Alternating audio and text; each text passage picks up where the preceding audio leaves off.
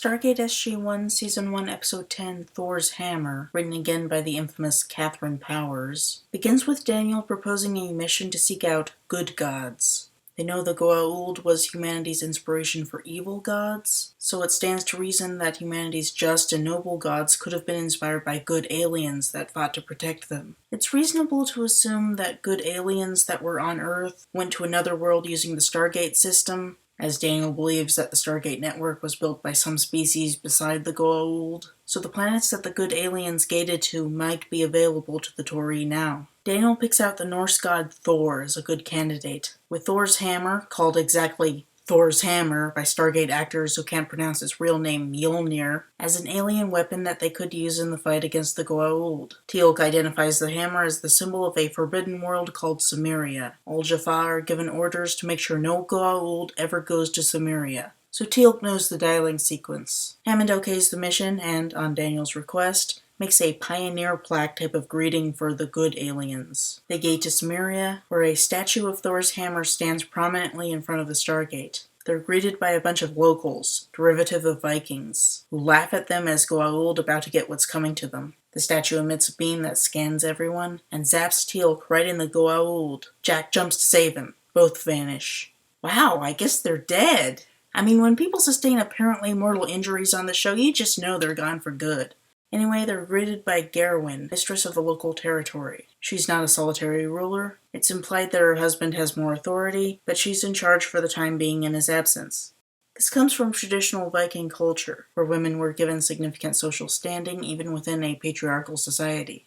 It's useful to consider the source cultures when analyzing settings in Stargate SG-1, and I do make sure to do some research, but it's also important to realize that there's nothing that says these various tribes have to be exactly like their source cultures, given that there's been several hundred years for development. Both Gerwin here and the Mongol patriarch guy Mogul from Emancipation indicate that their cultures have evolved since the old days. The Cimmerians are more peaceful than the ancient Vikings, and the Shavadai are more misogynistic than the ancient Mongols. This is Stargate canon.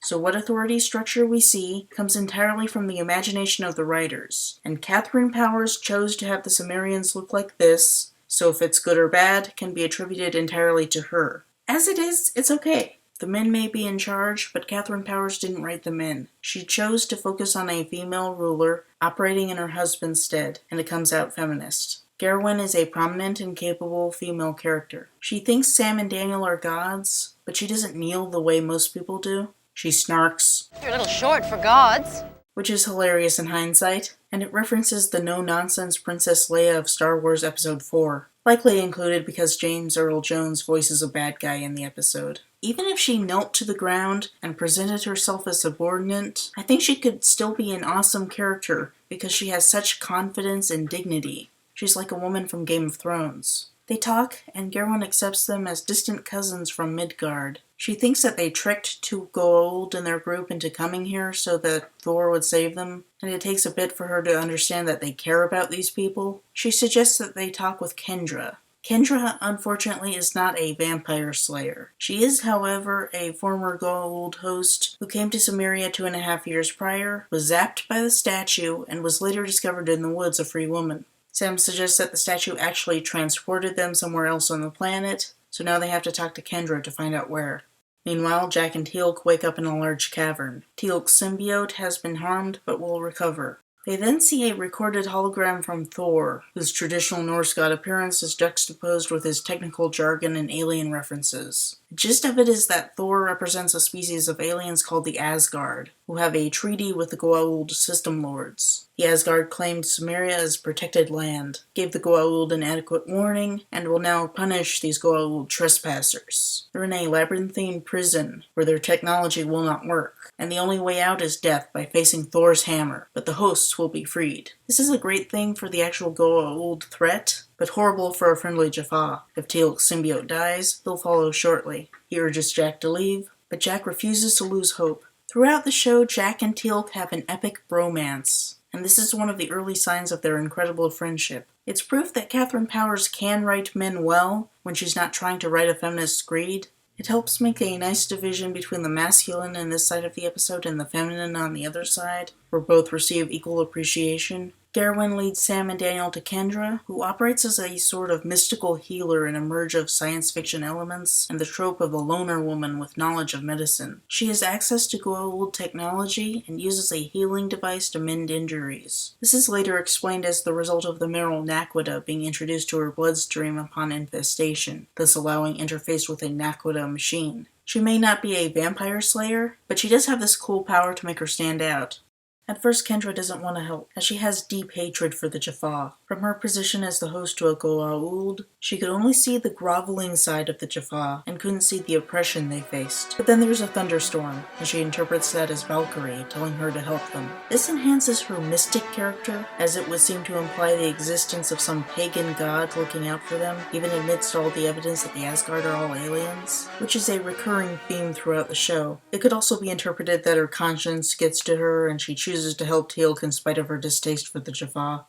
I think this is a good example of how the Bechdel test just shouldn't be relied on for feminist analysis. Even though this scene may or may not pass, as Garwin, Kendra, and Sam just kind of talk at each other in the group, instead of conversing together woman to woman, it's far more female-focused and feminist than a lot of technical Bechdel passers. It's a while before they actually leave, as Kendra wants to pray for a while. Daniel thinks that she needs encouragement, and asks her about her life, so we learn more about this character. She talks about living on the planet Jabana, where she had the curse of beauty that attracted the Goa'uld to take her as a host. She explains that she was not only still conscious as a host, but she was able to influence her parasite and persuade her to go to Samaria in hopes of seizing power. This not only explores her character farther, it establishes some important things about the Goa'uld, and indicates that Goa'uld take the gender of their hosts, which is generally consistent throughout the show. When she finishes her story of triumph, thunder booms, and she indicates Thor has told her that it's time to go. Again, it could be that she worked up the courage, or it could be exactly as she says it is. I get kind of a Bones vibe here, where the scientists are supposed to be closed-minded for thinking that the problem lies with Kendra and not with the gods, and that the true answer is the magic one. This splits the characters' roles three ways, with Jack and Teal'c being the masculine jocks, Sam and Daniel being feminine geeks, and now Kendra being the feminine mystic, not to be confused with the feminine mystique.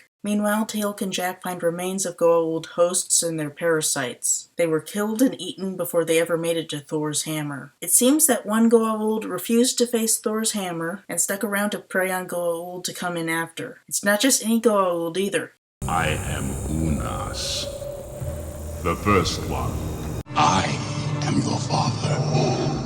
Though Season 3, Episode 8, Demons, would later retcon the Unas as the first species taken over, Season 1, Episode 10, Thor's Hammer, presents this Unas character as the first infested Goa'uld of all time, forcing Jack and Teal'c to fight a prehistoric monster Teal'c only knows from campfire stories. Jack experiments with their weapons and finds that, while Teal'c's staff doesn't work, Jack's primitive Tori technology operates just fine, and he kills Unas. It doesn't work for long, though, as Unas has great regenerative capabilities. I find your lack of faith disturbing. Kendra pauses to get her bearings, and Daniel asks her about facing Thor's hammer. She describes the process as extremely painful and that only those of strong wills can bear it. Daniel says Sharae would definitely be capable and describes her strength. Now, he did talk a bit about that in Children of the Gods, but we also saw her in the skimpy outfit and then participating in the alien rape scene, so I didn't think it was very notable there. Here, though, it's entirely absent of that negative context, and it ends up just a conversation about female strength, and with Daniel being a loving husband, so I think it's feminist. Sam starts to lose confidence in Kendra's ability to find the labyrinth. She thinks Kendra was under such strain from being infested and encountering Thor's hammer that she can't remember properly. Daniel wants so desperately to find a way to free Sharae that he says he'll make a leap of faith and trust Kendra. This is interesting because rational thinking is usually gendered as masculine in contrast to the emotional feminine. Here, Sam is a woman representing science over faith, and Daniel is the scientist moving towards Kendra's faith-based approach over science. Sure enough, Kendra leads them to the labyrinth, marked with the image of Thor's hammer, and for some reason there's a definite indication that faith was the way to go, even though she only knows the way because she was the slave of an alien and isn't a prophet or anything like that. Kendra's afraid to enter because she knows Unas is inside, but Thor tells her to have courage, so she goes inside with them. She also opens a passage with an incantation. Jack and Teal'c find Thor's hammer, a hammer-shaped threshold containing a force field to attack the Goa'uld to touch it. Jack refuses to leave Teal'c. Unas shows up and they work together to defeat him.